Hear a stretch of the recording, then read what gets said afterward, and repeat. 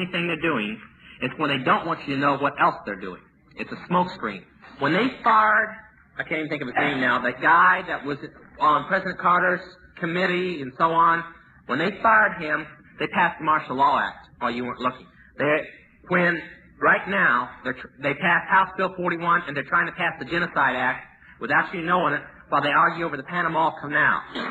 Now, we're never going to give the Panama Canal up, even if the law is passed, because we're supposed to get up in the year 200, and all the people in politics believe that we'll have a world government by the year 1980. So they don't plan on giving it. In fact, they don't even believe the Panama Canal is going to exist anymore, that it's going to be blown off the face of a map in a world war about the year 1980. So they don't care what they do. They're arguing over it. They could pass it right now if they wanted to. They're arguing over it and feuding and fussing and getting as much publicity as possible so you won't know about the other laws that they're trying to pass. So when you hear something big explode, like the upcoming trials on the congressman and so on over the Korean thing, that's probably about the time that they'll probably pass the Anti-Hoarding Act and finish up the Genocide Act. The Anti-Hoarding Act forbids you to own more than 1 month's food or 1 month's fuel supplies on the penalty of 1 year and $5,000 fine, 1 year in federal penitentiary. Now, I want you to go home and ask yourself why our government, we're not starving yet, we will be before long, but we're not yet, why they want to pass a law forbidding you to have more than 1 month's food supply in your home. Why you are not allowed to stockpile food. We're not in World War II when you had to do this. We're now. There's a reason for it. Those are the major laws that they're trying to pass. Now, I got all that stuff out of the way. Now, we'll play school. I'm going to need a mic. Can I move one of these mics with me? Do any of them disconnect? Or? Not really. Okay, then I'll stand over here and point. Excuse me for pointing. It's worse than no knowledge. All right? And in all of theirs, they stopped the Illuminati at the Rockefellers. They always are after David and Nelson and these type of people as the leaders of the Illuminati. They're not. Second, they also say that the Illuminati, and it's in many books, and I can prove it, and in many tapes, that the Illuminati is a Zionist conspiracy. And it is not a Zionist conspiracy. The learned elders of Zion, or the synagogue of Satan, that were Jews that believed that Lucifer was the true God, okay, existed before the Illuminati, and the Illuminati came, used their teachings to start the Illuminati, all right? But they're not Zionists. In fact, most of their leaders are Gaelic. The Rothschilds are Zionists by birth, but they quit believing in Yahweh hundreds of years ago. And Weishaupt had already left the Jewish church, had been a Catholic and a Satanist before the Illuminati was formed. And on and on. And they try to make the Rockefellers and everybody at one time a Jew, and everybody's changed their names to hide they're a Jew, and all the Jews are the evil people, and they lead the Illuminati. Well, I have news for them. I sit on the Council of 13 that runs that organization, and my family's never been a Jew. They're all from Scotland. So something's wrong in the translation somewhere. And I cannot believe that a member of the Council of 33, the second highest council within the Illuminati, can run an organization that exposes the Illuminati. It just doesn't make sense. And the other strongest thing, we'll let that one go. That's a little too strong for anybody around here. But all I can say is that the Birch Society is like the Masons. Now, I'm going to hit another group here. You're not going to like it. We've got some people here, but hear me out before you all want to lynch me at one time. It's like the Charismatics. And that's because the people, the little people, it's just like, okay, like the coal miners and like the farmer strike and like the Teamsters. You've got the people in it below who do not know who its leaders are. Okay? Now, where I sat, I had to hand money to people. Okay? And when I come out, people wonder, why are you mad at these people? These people are good men of God. Why are you mad at them? How would you feel if you had to take millions of dollars in checks and currency and dispose it to these people to do things for the Illuminati? Would you respect them as Christians? That's the idea. Too much money went into the Birch Society from the Illuminati for me to believe that it's an instrument against the Illuminati. Okay? I built I saw $35 million in 2 years go into the charismatic movement to build the 4 biggest churches in the United States that lead it, plus the full gospel businessmen. I saw $20 million given to Demos Securian one night. I can't accept it. Okay? I'm not a member of the John Lewis Society, nor a defender, nor particularly excited about the John Lewis Society. I would say for record's sake, because I had contact with a documented Illuminati all the way through Rothschild. Okay. Wait a minute. Well, let me catch you up a minute. I wasn't going to give it, but I'm going to go ahead and give it. Some of its biggest people, like the man you mentioned and Gary Allen, have both stood up and just literally ripped, by name, the Baptist Fundamental Church apart. And have you ever seen the Blue Book of the Birch Society?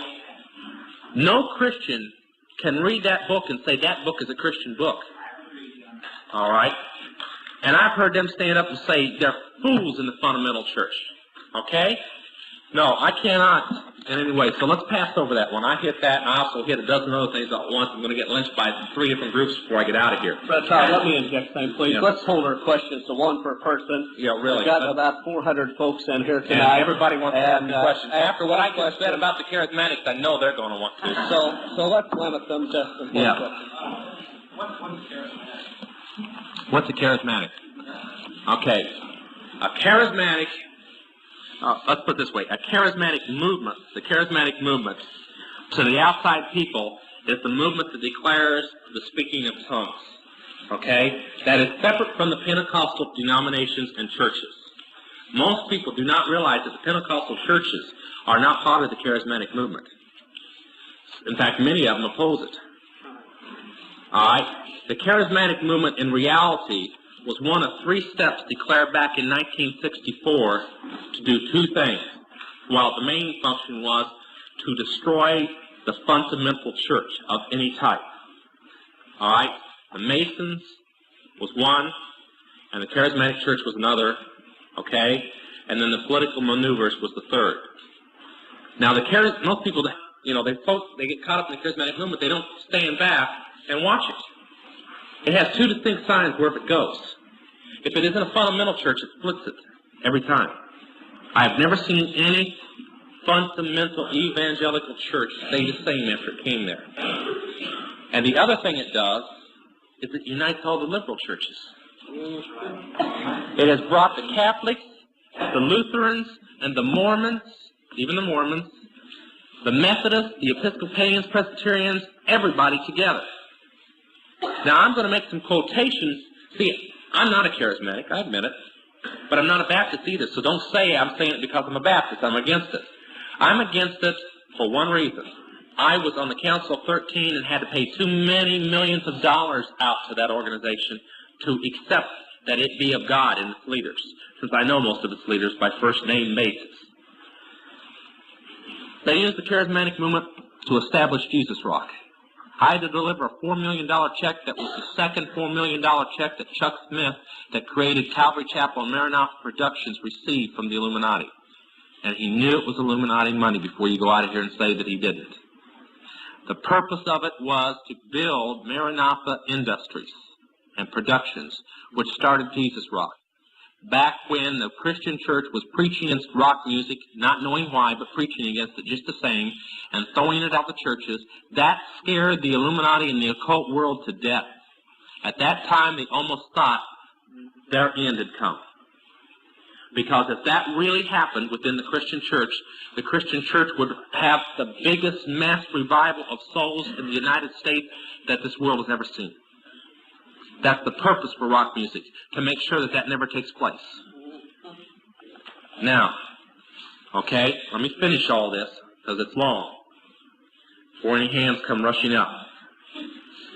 When that took place, they got scared.